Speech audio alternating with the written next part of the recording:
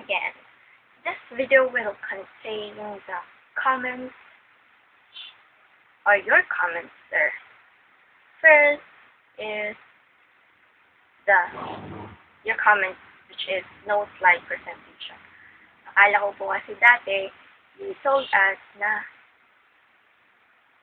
make our slides simple. So, hindi ko pa nilagay din yung every word na nandun sa output ko.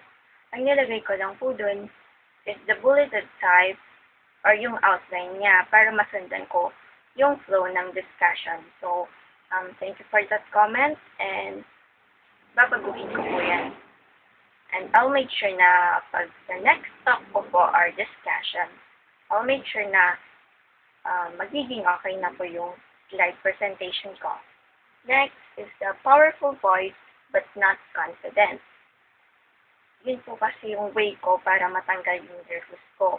I'll make myself comfortable during my discussion by making my voice powerful, but I know hindi pa ako confident enough to talk in front of a crowd.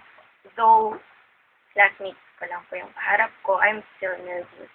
And by making my voice powerful, natatanggal yung nervous ko. Next is not needed hand movement. It's my mannerism na po kasi na during kapag nagsasalita po ako in front of a crowd, may ginagalaw ko po talaga yung kamay ko para maging comfortable po ako habang nakatayo po ako because I feel uneasy if my hands are not moving. Next is has the command to conduct a talk. Thank you for giving me that, sir. Thank you for giving me that comment. Kasi po, kayo lang yung nagsabing, I have the command to conduct a talk.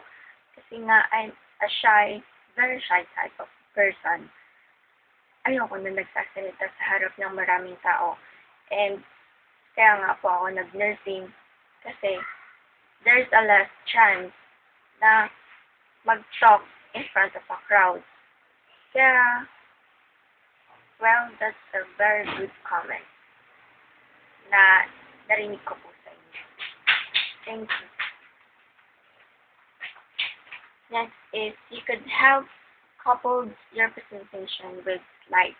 Gaya nga po ng sinabi ko po kanina, that akala ko po yung outline lamang po yung kailangan ilagay ko sa slides. So, I'll make sure babaguhin ko po yan. Another is, it is not a conclusion. My conclusion is not really a conclusion. So,